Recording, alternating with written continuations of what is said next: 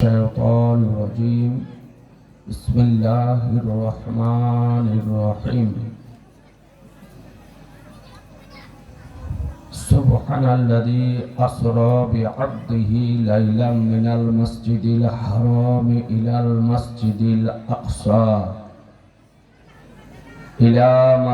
الأقصى الذي باركنا حوله لنريه من آياتنا إنه هو السميع البصير. صدق الله مولانا العظيم وصدق رسوله النبي الكريم ونحن على ذلك لمن الشاهدين والشاكرين والحمد لله رب العالمين. الله رب محمد صلى الله عليه وسلم نحن بعد محمد صلى الله عليه وسلم. اللهم صل على سيدنا مولانا محمد معدن الجود والكرم منبع العلم والحلم والحكام وآله وصحبه وبارك وسلم صلاة وسلاما عليك يا رسول الله. محترم उलमाए अहले सुन्नत ও বিভিন্ন গ্রাম থেকে আগত নবী প্রেমিক শ্রোতামণ্ডলী ও পর্দার অন্তরালের মা ও ভগিনীগণ, আলহামদুলিল্লাহ, যাবতীয় প্রশংসা মহান রব্বুল আলামিন, মহান স্রষ্টা, সর্বদ্রষ্টা, সর্বনিয়ন্তা, রিজক দাতা, পালন কর্তা রব্বে কায়নাত সুবহানাহু তাআলার জন্য। অতঃপর হুজুরে আকরাম, রহমতে আলম, নূরে মুজাসসাম, নবিয়ে মুআজ্জম, রসুলে আকরাম, সাহেবে জুদ ও করম, মালিক ও হদ ও হরম, সাহেবে লৌহে কলম, मदानी ताजदार मक्की सरकार सय्यदे अबरार व अखियार सय्यदुल मुरसलीन खातमुन नबिय्यीन अनीसुल गरीबीन रहमतुल आशिकीन मुरादुल मुस्ताकीन शाफिउल मुज़नबीन रहमतुल लिल आलमीन नबी मुहम्मदुर रसूलुल्लाह सल्लल्लाहु ताला अलैहि वसल्लम पैगंबर के हाजिर व नाजिर, इल्मे गायबेर संवाददाता, आलिमे माकाना अमायाकुনের খবরদাতা, জীবিত নবী, হায়াতুন নবী, নূরের নবী, শাফাআতকারী নবী, রাহমাতুল লিল আলামিন নবী মনে করে একবার মহব্বত সহকারে উচ্চ স্বরে ভক্তি ভরে প্রাণ খুলে সুমধুর কণ্ঠে সমবেতভাবে একবার দারুদ শরীফের নজরানা পেশ করুন। আল্লাহুম্মা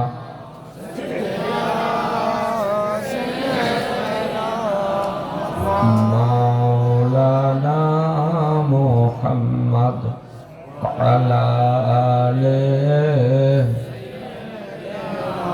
मौलाना मुहम्मद सल्लल्लाहु ताला अलैहि वसल्लम। আজিজানে মুহতারাম, সন্ধ্যা থেকে নিয়ে এ পর্যন্ত অনেক উলামায়ে আহলে সুন্নাত আলোচনা করেছেন। বিশেষভাবে আমার বন্ধুবর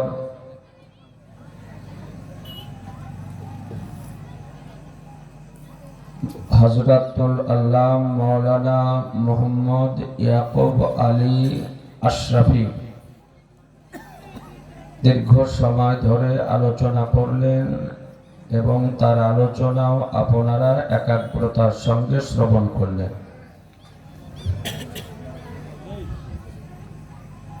রাত্রি এমন খুব বেশি হয়নি, বসা উঠাউঠি করিয়েন না। আমি অনুরোধ করব যে একটু এই অস্থায়ী জান্নাতের বাগানে আদব সহকারে বসুন।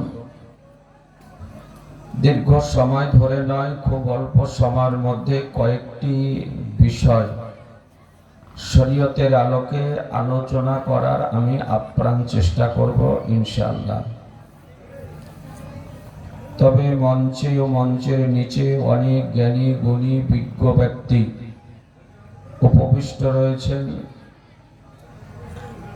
আমি বিশেষভাবে অনুরোধ করব যে একটু নিরপেক্ষ দৃষ্টিভঙ্গি নিয়ে একাগ্রতার সঙ্গে মনোযোগ সহকারে জাগ্রত অবস্থায় একটু বোঝার চেষ্টা করবেন।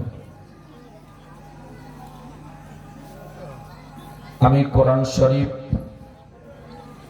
খোদার কালাম, অটুট বিধান, চিরন্তন, নির্ভুল, অতুলনীয় মহাগ্রন্থ হতে 15 পারা সূরা বানী ইসরাইলের প্রথম অংশ পাঠ করেছি। মহান রব্বুল আলামিন বলেন, সুবহানাল্লাযী আসরা বিআবদিহি লাইলাম মিনাল মাসজিদিল হারাম ইলাল মাসজিদিল আকসা। ও মহান পবিত্র আল্লাহ, যিনি নিজ বান্দাকে নিয়ে গেলেন রাত্রির সামান্য সময়ে মসজিদে হারাম হতে মসজিদে আকসা পর্যন্ত। আল্লাযী বারাকনা হাওলাহু, যার আশপাশে বরকত রাখা হয়েছে। লিনুরিয়াহু মিন আয়াতিনা, তাকে আমার নিদর্শন বলি দেখানোর জন্য। ইন্নাহু হুয়াস সামিউল বাসীর, নিশ্চয় তিনি শ্রবণকারী এবং দর্শনকারী। আমার তেলাওয়াতকৃত আয়াতের সহজ সরল ভাষায় বাংলা অনুবাদ করলাম। আজিজানে মুহতারাম, আল্লাহ তাআলা সর্বপ্রথম আমাদের প্রিয় নবীকে তৈরি করে সর্বশেষে নূর এবং মানবের সমষ্টিতে, নূর এবং মানবের সংমিশ্রণে, নূর এবং মানবের একাত্রিতকরণে অতি মানব করে, মহামানব করে, অতুলনীয় মানব করে, বেনাজির মানব করে 570 অথবা 571 খ্রিস্টাব্দে 20 এপ্রিল অথবা 22 এপ্রিল মক্কাতুল মুকাররমার সরজমিনে হাশমি, কুরাইশি, হেজাজি উচ্চ বংশে হযরত মা আমিনা রাদিয়াল্লাহু তাআলা আনহার কোলে সম্ভ্রান্ত পরিবারের একজন বিশেষ সদস্য হযরত আব্দুল্লাহ রাদিয়াল্লাহু তাআলা আনহুর গৃহে 12 রবিউল আউয়াল সুবহে সাদিকের সময় আল্লাহ তাআলা আমাদের নবীকে সর্বশ্রেষ্ঠ করে প্রেরণ করেছেন।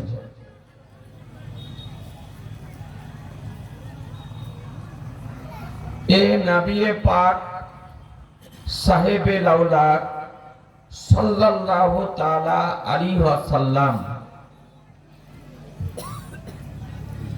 তিনি মক্কাতুল মুকাররমার সরজমিনে 53টি বছর কাটিয়েছেন। আর মহান রব্বুল আলামিনের নির্দেশে হিজরত করে মদিনা শরীফে গিয়ে 10 বছর কাটিয়েছেন। মহানবীর জাগতিক জীবন হলো 63 বছর, পার্থিব জীবন হলো কত বছর বললাম? একটু জোরে বলেন না। 63 বছর। সার্বিকভাবে সর্বশ্রেণীর মানবের সম্মুখে নবী আমার 63 বছর কাটিয়েছেন। এই 63 বছর জীবনে মহানবীর দ্বারা যে অলৌকিক কর্মসমূহ, মুজিজা সমূহ প্রকাশিত হয়েছে, তার মধ্যে একটি অতি আশ্চর্য মুজিজা নবীর সশরীরে মেরাজ শরীফ। নবীর সশরীরে মেরাজ শরীফ। আহলুস সুন্নাতাল জামাতের আকীদা যে আমাদের মহানবীর একাধিকবার মেরাজ শরীফ সংঘটিত হয়েছিল।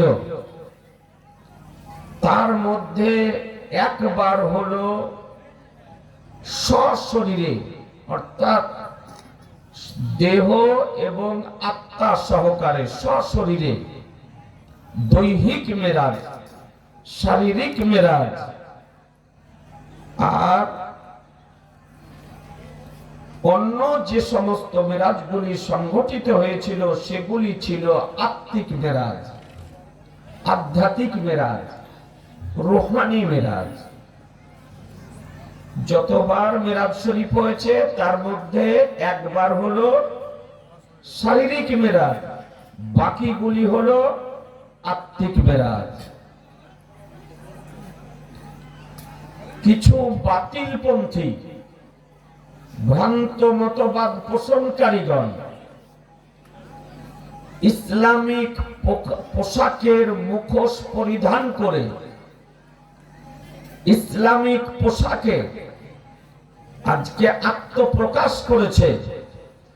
তাদের আকীদা, তাদের ধারণা যে নবীর সশরীরে মেরাজ শরীফ হয়নি, নবীর মেরাজ শরীফ হয়েছিল আধ্যাত্মিক মেরাজ, আত্মিক মেরাজ, রূহানি মেরাজ। তারা নবীর সশরীরের মেরাজ শরীফকে অস্বীকার করে। এটা বাতিলপন্থীদের আকীদা। আর আহলুস সুন্নাত ওয়াল জামাতের আকীদা যে নবীর জীবনে একবার সশরীরে মেরাজ শরীফ সংঘটিত হয়েছিল।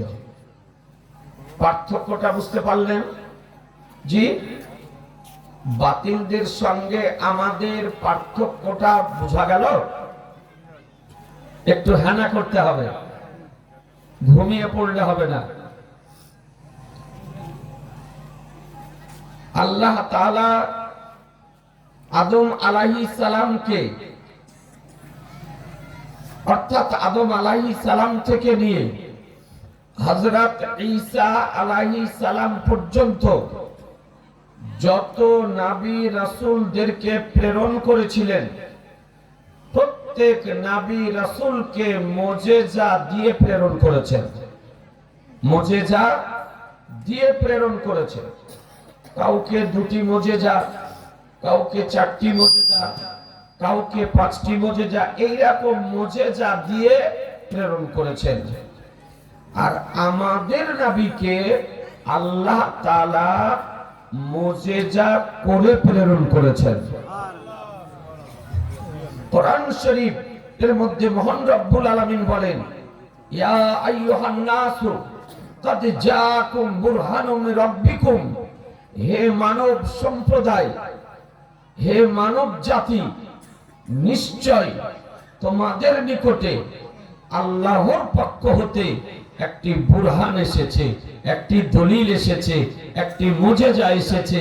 যে নবীকে কোরআন বুরহান বলেছে, এ আজিজানে মুহতারাম, আমার নবী পাক সাহেবে লাউলাদ সম্পর্কে কোরআন বলে, ইন্না আতাইনা কাল কাউসার, নিশ্চয় আমি আপনাকে অসংখ্য গুণাবলী দান করেছি, অগণিত গুণাবলী দান করেছি। এ বেরাদারান ইসলাম, কোরআন শরীফ থেকে সুস্পষ্টভাবে প্রমাণিত হয় যে আল্লাহ নবীকে অসংখ্য গুণাবলী, অগণিত গুণাবলী প্রদান করেছেন। এ নবীর গুণাবলী নির্ণয় করা, নির্দিষ্ট করা, নির্ধারিত করা, একত্রিত করা, গচ্ছিত করা, লিপিবদ্ধ করা, বর্ণনা করা পৃথিবীবাসীর পক্ষে সম্ভব নয়। আজিজানে মুহতারাম, নবীর জীবনে যে সমস্ত মুজিজা সংঘটিত হয়েছিল তার মধ্যে একটি অতি আশ্চর্য মুজিজা হলো নবীর মিরাজ শরীফ। একটি মাত্র হাদিসে কারিমা আজকে আপনাদের সামনে বর্ণনা করব। বর্তমান সময় এই সোশ্যাল মিডিয়ার যুগে আজ ইন্ডিয়াতে বলেন আর বাংলাদেশ বলেন আর পাকিস্তান বলেন, কিছু আগাছা বক্তা বেরিয়েছে, ভুঁইফোড় বক্তা বেরিয়েছে। তারা আদা জল খেয়ে কোমর বেঁধে সোশ্যাল মিডিয়ার ময়দানে নেমেছে এবং আমাদের মহানবীর মহান ব্যক্তিত্ব সম্পর্কে কুরুচিকর মন্তব্য করতেছে, বিরূপ মন্তব্য করতেছে, অশালীন শব্দ ব্যবহার করতেছে।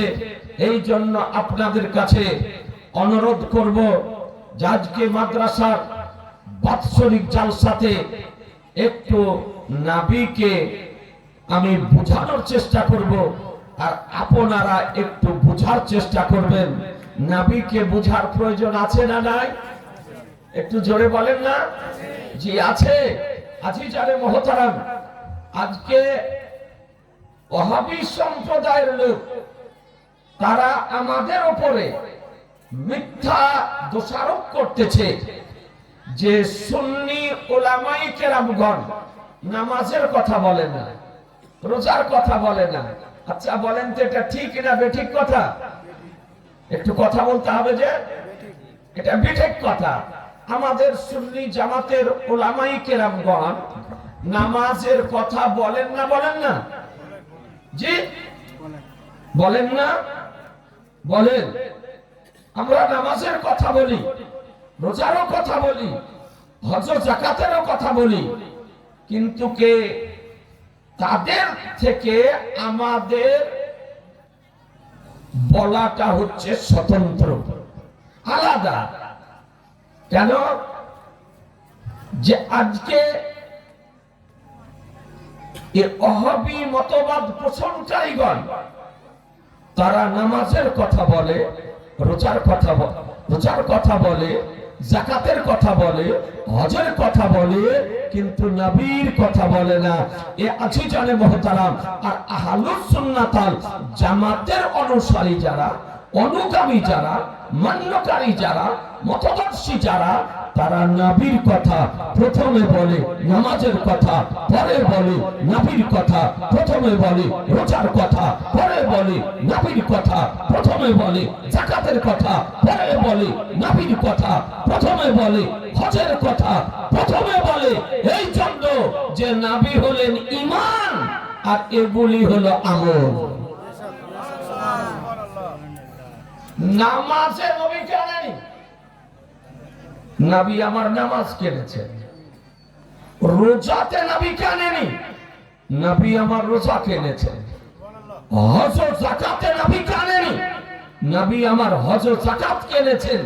সুতরাং যদি নামাজকে বুঝতে হয় প্রথমে নবীকে বুঝতে হবে, রোজাকে যদি বুঝতে হয় প্রথমে নবীকে বুঝতে হবে, হজ যাকাতকে বুঝতে হয় প্রথমে নবীকে বুঝতে হবে, যদি ইবাদতকে বুঝতে হয় প্রথমে নবীকে বুঝতে হবে, ইবাদতকে যদি বুঝতে হয় প্রথমে নবীকে বুঝতে হবে, দ্বীন মাযহাবকে বুঝতে হয় প্রথমে নবীকে বুঝতে হবে, ইসলামকে বুঝতে হয় প্রথমে নবীকে বুঝতে হবে, কোরআনকে যদি বুঝতে হয় প্রথমে নবীকে বুঝতে হবে।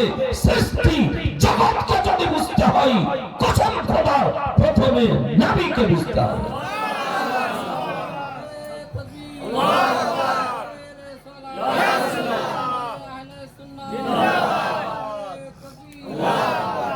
আজিজানে মুহতারাম, নবীকে বাদ দিয়ে বোঝা সম্ভব না। এ তাদের সঙ্গে আমাদের ব্যবধান যে আমরা নবীকে বোঝানোর চেষ্টা করি, কারণ নবী হলেন ঈমান। একটি মাত্র হাদিসে কারিমা, যে হাদিসটি নাসাই শরীফ কিতাবুস সালাত 451 নম্বর হাদিস, page number 61, print Darus Salam, Riyad, Saudi আরব। এই হাদিসটি একাধিক মুহাদ্দিসগণ সংকলন করেছেন নিজ নিজ গ্রন্থে। হাদিসের রাবী হযরত আনাস ইবনে মালিক রাদিয়াল্লাহু তাআলা আনহু। এই আনাস ইবনে মালিক রাদিয়াল্লাহু তাআলা আনহু হাদিস শরীফটি বর্ণনা দিতেছেন। একটু মনোযোগ সহকারে আপনাদেরকে অনুরোধ করব এই গভীর রাত্রিতে হাদিস শরীফটি বোঝার জন্য। আনাস ইবনে মালিক রাদিয়াল্লাহু তাআলা আনহু হাদিস শরীফ বর্ণনা দিতেছেন যে আমার নবী পাক সাহেবে লাউলাদ সাল্লাল্লাহু তাআলা আলাইহি ওয়াসাল্লাম, নবী আমার মক্কা শরীফে, কাবা শরীফের পাশে উম্মে হানির ঘরে গভীর অন্ধকারাচ্ছন্ন রাত্রে আরাম করতেছিলেন। নবী আমার আরাম করেন, সারা রাত ইবাদত করেন। যে নবী এত ইবাদত করতেন যে নবীর পবিত্র কদম মোবারক খুলে যেত। সুবহানাল্লাহ। আজিজানে মুহতারাম, আপনাদের আমাদের জন্য 5 ওয়াক্তের নামাজ পড়া ফরজ, আর আমার দয়ার নবীর জন্য ছিল 6 ওয়াক্তের নামাজ পড়া ফরজ। তাহাজ্জুদের নামাজও আমার নবীর জন্য ফরজ ছিল। আজও মক্কা শরীফে যদি যান তো দেখতে পাবেন তাহাজ্জুদের সময় আযান হয়। আপনি ফাতোয়ায়ে শামি উঠিয়ে দেখুন, তাতে লেখা আছে যে নবীর জন্য 6 ওয়াক্তের নামাজ পড়া ফরজ। ব্যবধান, আপনাদের আমাদের জন্য যাকাত ফরজ, কিন্তু নবীর জন্য যাকাত ফরজ ছিল না। আমার নবী পাক আরাম করেন, আরাম করছেন। যখন নবী আরাম করেন চোখ বন্ধ থাকে, দিল জাগ্রত অবস্থায় থাকে, দিল জাগ্রত অবস্থায় থাকে। এই জন্য নবীগণ জাগ্রত অবস্থায় যেমন বুঝতে পারেন, আরাম করা অবস্থাতেও তেমনই বুঝতে পারেন, কোন পার্থক্য নেই। এই কারণে আল্লামা শামী রাহমাতুল্লাহ আলাইহি ফাতাওয়ায়ে শামী বিখ্যাত ফিকহ শাস্ত্রের গ্রন্থ, পৃথিবীর যে কোনো রাষ্ট্রে ইসলামিক বড় লাইব্রেরিতে খোঁজ করবেন, কিতাবটি পাবেন। হানাফি মাযহাবের নির্ভরযোগ্য কিতাব, যে কিতাবটির মধ্যে 3টি কিতাব আছে। অনেকে হয়তো জানে না, কিতাবটির মধ্যে 3টি কিতাব আছে। প্রথম কিতাব হলো তানবিলুল আবসার। এই কিতাবের সারা হলো দুররে মুখতার, আর দুররে মুখতারের সারা হলো আপনার রাদ্দুল মুহতার। এই 3টি কিতাবকে একত্রিত করে যে প্রিন্ট করা হয়েছে একে বলা হয় ফাতাওয়ায়ে শামী। আর এই রাদ্দুল মুহতারের সারা লিখেছেন আমার সরকারে আলা হযরত আজিমুল বরকাত মুজাদ্দিদ দ্বীন মিল্লাত ইমাম ইশক ও মুহাব্বত ইমাম আহমদ রাজা ফাজিলে বেরেলভী আলাইহি রহমা রিদওয়ান, যার নাম হলো জাদ্দুল মুমতা। পিওর আরবি। সেই কিতাবের প্রথম খণ্ডে লিখতেছেন নাউমুল আম্বিয়ায়ে গায়রু নাকিদিন, আম্বিয়াদের ঘুমে ওযু নষ্ট হয় না, আম্বিয়াদের ঘুমে ওযু নষ্ট হয় না। ফিকার বই, ফিকাহ শাস্ত্রের বই উঠিয়ে যদি দেখেন আপনি দেখতে পাবেন যে ওযু করার পর কোন মানুষ যদি ঘুমিয়ে যায় তবে তার ওযু নষ্ট হয়ে যাবে। ওযু, ঘুম হচ্ছে ওযু ভঙ্গের কারণ। মৌলভী বলেন, মাওলানা বলেন, মুফতি বলেন, হাফেজ বলেন, ইমাম বলেন, মুহাদ্দিস বলেন, মুহাক্কিক বলেন, আজকে পীরজাদা বলেন, যদি ওযু করার পর ঘুমিয়ে যদি যায় তবে ওযু থাকবে না, ওযু নষ্ট হয়ে যাবে। সাধারণ আপনাদের আমাদের জন্য ঘুম ওযু ভঙ্গের কারণ, কিন্তু নবীদের জন্য ঘুম ওযু ভঙ্গের কারণ নয়। নবীদের জন্য ওযু ভঙ্গের কারণ নয়। বলে কেন কারণ নয়? বলে জাগ্রত অবস্থাতে যেমন বুঝতে পারেন, ঘুমন্ত অবস্থাতেও তেমনই বুঝতে পারেন। আমার নবী আরাম করতেছিলেন। কেবলমাত্র হাদিসটির অনুবাদ আপনাকে শোনাই। এই সময় মহান রব্বুল আলামিন জিবরাইল আলাইহিস সালামকে ডাক দিয়ে বলেন, বলে জিবরাইল, আজকে আমার হাবিবের মেরাজের রাত্রি, জান্নাতে চলে যাও।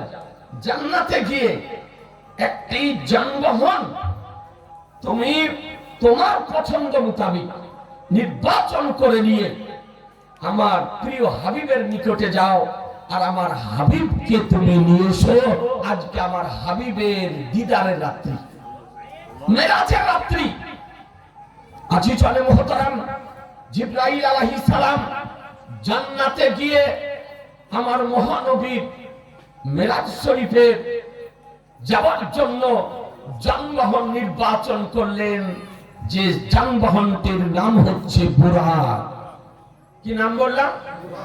একটু জোরে বলেন না। বুরাক। এটা আকৃতিতে কেমন?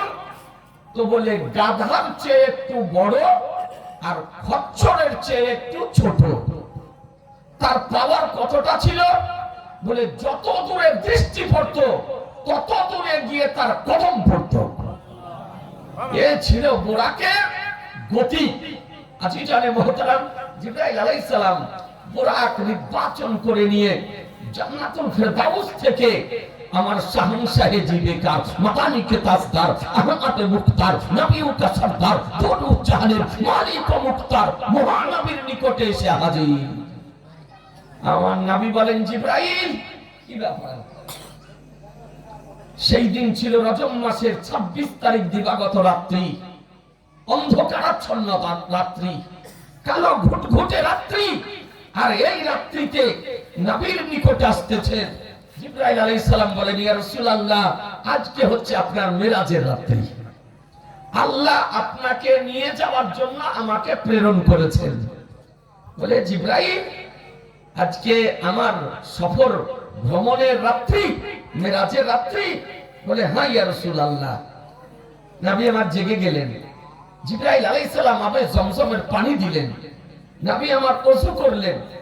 ওযু করে সুসজ্জিত হয়ে বুরাকের পৃষ্ঠে আরোহণ করলেন। বুরাকের লাগাম জিবরাইল আলাইহিস সালামের হাতে। সাইয়্যিদুল মালায়েকা, যে জিবরাইল আলাইহিস সালাম কে নবীর খাদেম বলা হয়েছে। আপনি দরুদে তাজে উঠিয়ে দেখুন, দরুদে তাজে লেখা আছে জিবরিল খাদিমুহু, জিবরাইল আলাইহিস সালাম হলেন নবীর খাদেম। এ ব্রাদার ইসলাম, জিবরাইলকে কেন তৈরি করা হয়েছে আপনি কিতাব উঠিয়ে দেখুন, হাদিস উঠিয়ে দেখুন, লেখা হয়েছে পরিষ্কার ভাবে যে সাইয়্যিদুনা জিবরাইল আলাইহিস সালাম ইন্নামা খুলিকা লিখিদমাতিন নবী সাল্লাল্লাহু আলাইহি সাল্লাম, আমাদের সরদার জিবরাইল আলাইহিস সালামকে আল্লাহ তাআলা তৈরি করেছেন নবীর সেবা করার জন্য, নবীর খিদমত করার জন্য তৈরি করেছেন। যে জিবরাইল আলাইহিস সালাম আমার নবীর নিকটে 24,000 বার এসেছিলেন। কতবার বললাম? 24,000 বার এসেছিলেন। আজিজানে মুহতারাম, হ্যাঁ হ্যাঁ, যে জিবরাইল আলাইহিস সালাম বদরের যুদ্ধে অংশগ্রহণ করেছিলেন। জিবরাইল আলাইহিস সালাম আপনারা জানেন বদরের যুদ্ধে আল্লাহ তাআলা দরবারে নবী আমার দোয়া করেছিলেন, আল্লাহ তুমি গায়বী সাহায্য করো, রমজান মাস গায়বী সাহায্য করো। তো আল্লাহ তাআলা ওই বদরের যুদ্ধে 5000 ফেরেশতা পাঠিয়েছিলেন, তার মধ্যে সাইয়্যিদুল মালায়েকা জিবরাইল আলাইহিস সালামকে পাঠিয়েছিলেন।